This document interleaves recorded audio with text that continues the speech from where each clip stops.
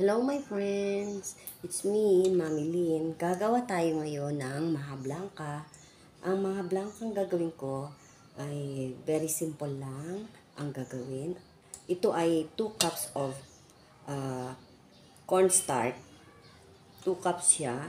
And then, lalagyan natin siya ng 2 cups of water din. I-dissolve muna natin ang ating cornstarch.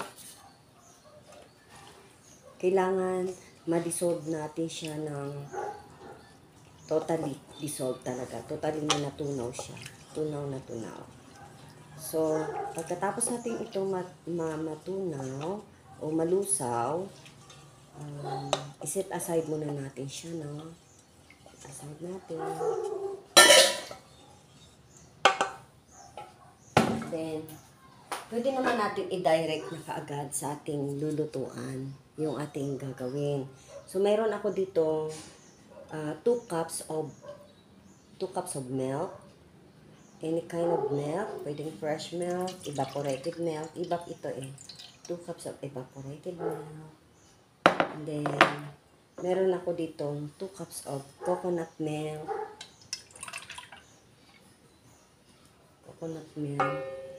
Kailangan kuhain natin lahat. Hindi masayang. And, meron din ako dito 1 cup of condensed milk. Any kind of brand din sa condensed milk. Depende sa inyo, pwede rin isang lata kung gusto nyo ng matamis na matamis. So, ako hindi So, lalagyan ko na kaagad na whole corn, isang lata. And also the cream corn para yummy talaga ang ating maha blanca. Depende rin sa taste nyo. Kung gusto nyo ng cream corn lang, wala ng whole corn, pwede naman. And lagyan na rin natin ng a pinch of unti lang, pwede namang siguro 1/4 teaspoon of salt. Ako lalagyan ko para ano yung sugar. And hindi ko ito uubusin kaagad, ano. Ito ay 1/2 cup of sugar. So, kunti lang muna kasi baka sobrang tamis. So, nasa atin na talaga ang gusto natin kung siya ay matamis na matamis. So, okay friend, isasalang ko muna siya sa ating burner. Sa ating kalan. Kailangan dissolve natin din na itong mga sugar. Mix lang natin konti. So, okay na. So, my friend, ito na, nakalagay na siya sa kalan. Sububuksan ko ng aking apoy. Is a medium height lang. Medyo mahina lang talaga yung apoy natin. Hindi natin kailangan palakasin upang hindi siya masunog agad-agad. So, pakuloyin natin siya. And, i-mix ko na ang aking tinimpla kaninang cornstarch. Kailangan ay tunawin natin again. Baka may dumikit pa ulit. Kasi ganun siya Kapag na-standby, medyo kakapit ulit siya sa lalagyanan. So, dahan-dahan natin siyang ilalagay. So, yan. Yung iba, pinagsasama-sama na nila agad Ako parang iniinit-init ko pa konti yung bago ko unti-unti ilalagay. So, yan na my friend.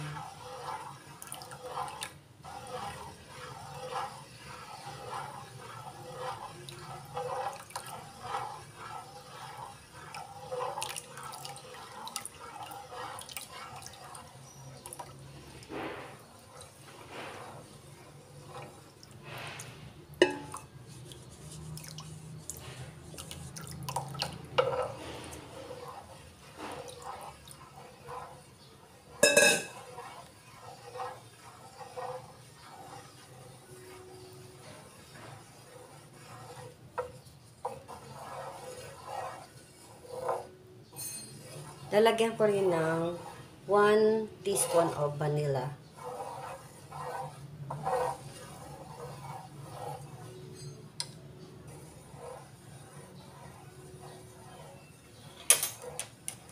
titikman ko siya, friend, kung sakto sa akin yung tamis niya. Kasi kung hindi, ay dadagdagan ko ng konting sugar. So, my friend, uubusin ko na lang itong aking 1/2 cup of sugar.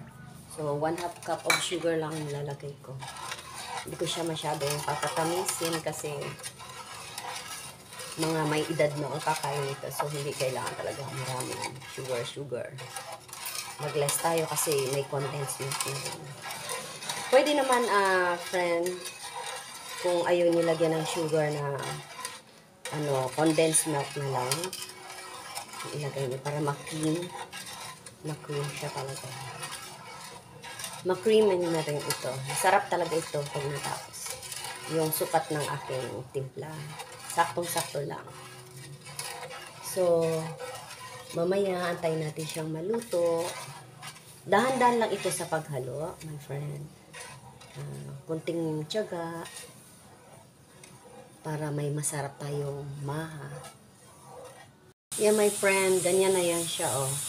Pagtsatsagaan lang talaga natin ang paghalo. Wag natin iiwan. At kunting tiyaga lang, talagang kailangan natin mix. Huwag natin iiwan para hindi siya masusunog kasi didikit siya sa ating kawali or sa ating mga lutuan. At saka yung pinaka-tips ko, nasa inyo na rin kung gusto nyo dagdagan ng sugar, kung gusto nyo ng mas matamis. Sa akin enough na ito yung kaninang nilagay kong sweet. Nasa inyo rin yun kung gusto nyo dagdagan ng condensed milk. Nakita nyo kanina, minix ko kaagad kasi yung iba, yung pagluto, yung pinakulo muna nila yung mga milk, coconut, bago nila nilagay yung tinimplang nilusaw na cornstarch. Sa akin, ni-mix ko kasi para talaga unti-unti siyang naluluto sa init ng ating at saka yung ating apoy ay kontrolado lang, mahina lang, hindi siya malakas. Ganyan siya, friends. Hindi pa ito luto, aantayin pa natin hanggang sa parang makunat-kunat na siya at nagabubbles. Yun, doon natin makikita na luto na siya. Okay, friend? My friend, ito na, naglagay lang ako ng banana leaves. Dito ko ilalagay ang aking mga blanca. Niluto. So, kapag luto niya siya, isasalin ko na siya dito. Ganun lang siya, friend. Kailangan pagtitsagaan talaga natin sa paghalo. At nilagay ko na siya dito. So, ganyan na, friend. Ginamitan ko siya ng spatula para yung mga nasa kawali ay masisimot natin. And ito, nilagyan ko konti ng butter para pag ganun hindi siya didikit. So, ayun. Pagkatapos, friend, is gagara natin na siya ng cheese. Okay, friend, ito na po, natapos ko na siya, nailagay ko na siya sa isang container, sa isang lalagyanan. And naglagay ako ng konti sa isang Tupperware, ay sa isang glass na lalagyanan. Titikman ko, and sakto lang siyang tamis, masarap, malinam lang. Okay, my friend, bye-bye.